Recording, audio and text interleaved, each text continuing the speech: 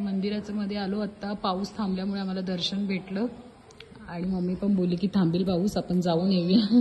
नमस्कार मंडळी, रामकृष्ण हरी, श्री स्वामी समर्थ. आम्ही देवळात आलो आहे कालकाईच्या मंदिरात.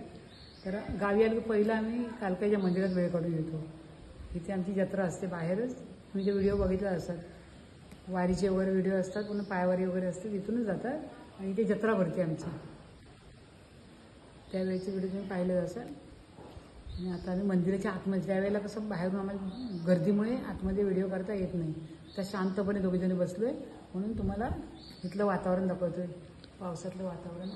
खूप गर्दी असते, पालखी असते इथे समोर आणि इथे पूर्ण लाईन असते अशी मंदिरात दर्शन घेण्यासाठी. इथे पण लोक अर्धी असे बसलेली असतात, गावची मंडळी सगळे इथे बसलेले असतात देणगीसाठी.